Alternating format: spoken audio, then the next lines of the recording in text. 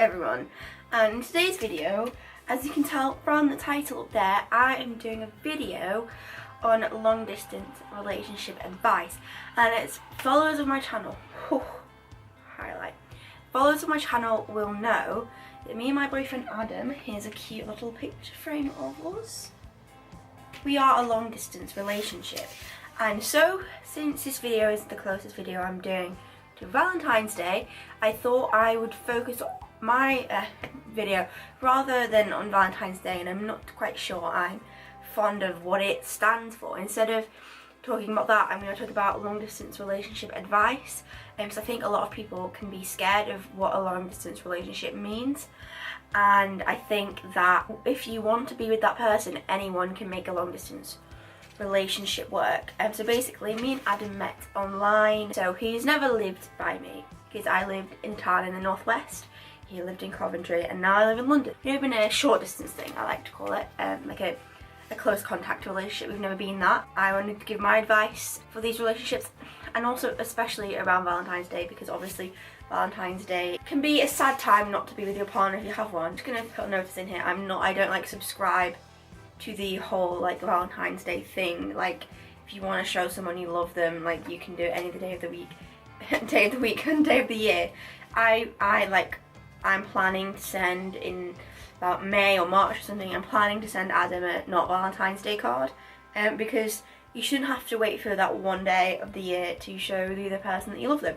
So to get on with the video, I'm going to share my advice with long distance relationships.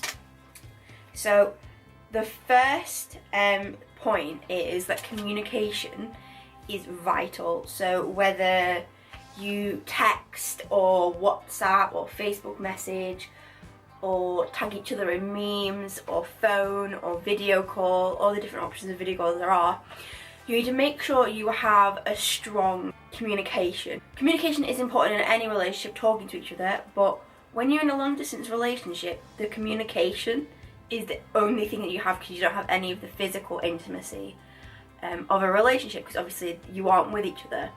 So the communication is important, and if you feel like you're so busy, you have to work out together and find a scheduled time to talk to each other. Otherwise, you'll feel out of contact, and a bit more far apart.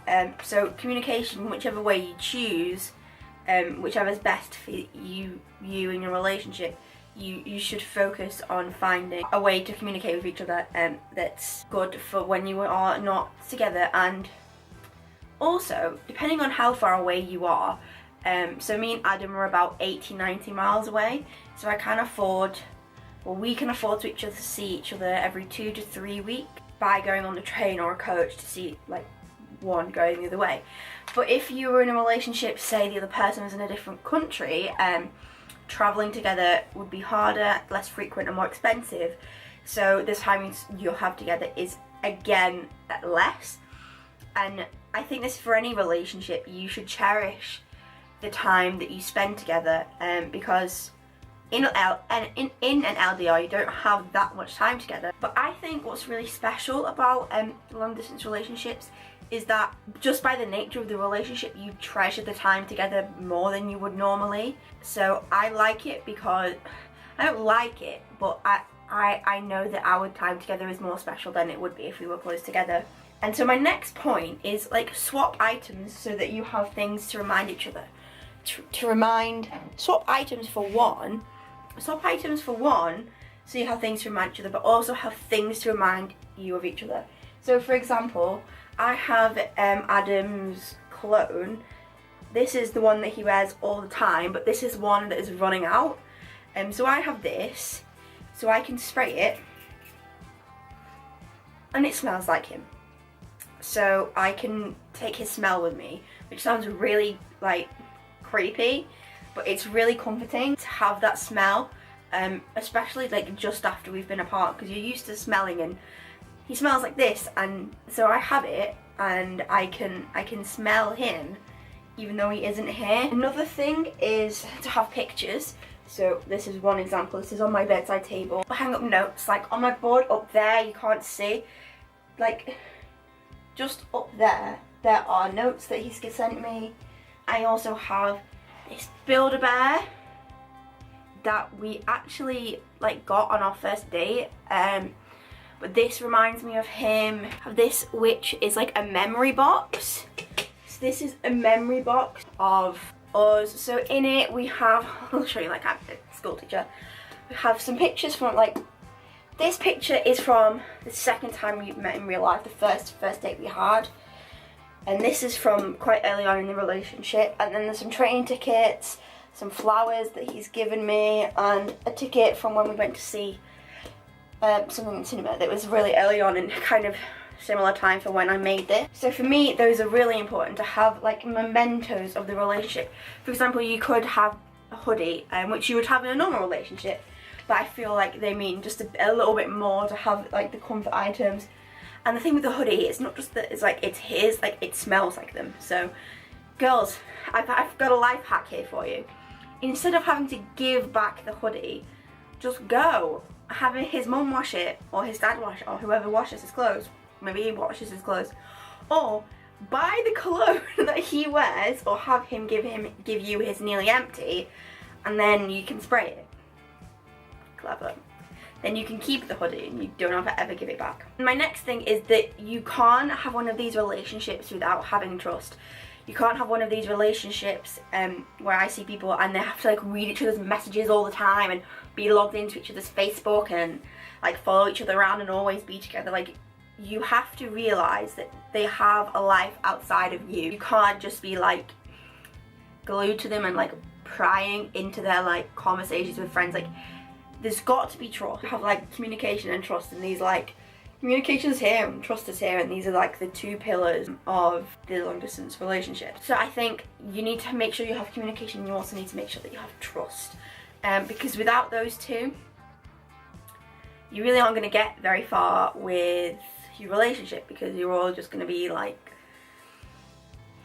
having issues. And then my last point on my little post-it note is, if you can, plan when the next meeting of you two is, so then you have something to look forward to rather than not knowing when you're going to see them again. If you have, it may be a year in the future, it may be 6 months in the future, it may be only 2 weeks, but if you have something to look forward to and you know when you're going to see them, you can keep yourself going better, I think. Because in my experience, when we've maybe not had enough money, or we don't know what like schedule or things, when you don't know when the next time you're going to see them is, that is harder. That is so much harder than when you know when the next meeting is. So like, make sure you know. So that's my advice for long distance relationships.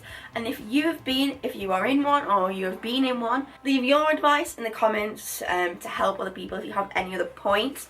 But that's just like some of my advice for being an LDR, because they can be really hard, but I also think they can be really rewarding, because if you get to the point where you finally don't have to be an LDR anymore and you've survived it, I think I'm waiting for that time when me and Adam can like be together and we can say that we survived however many years of being apart.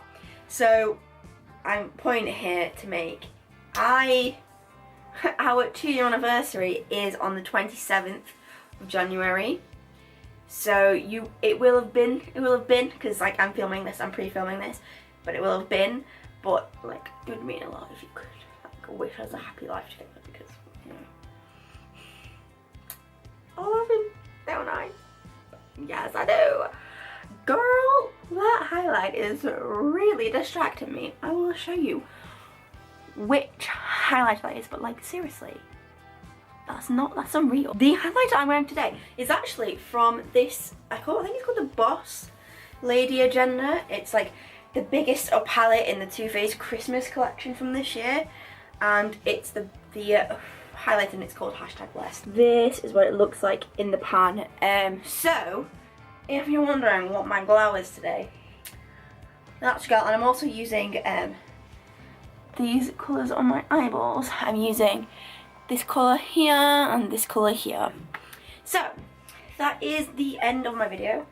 I'm also wearing a Too Faced liquid lipstick, the Melted Mattes, I think they're called that, not quite sure. So I hope you enjoyed my video, I hope it helped you out, and if you like me, if you like what my channel's about, stick around, subscribe, like, comment, all that jazz, and be part of my group of faithfuls. So thank you for being a faithful, and thanks for watching. Mwah.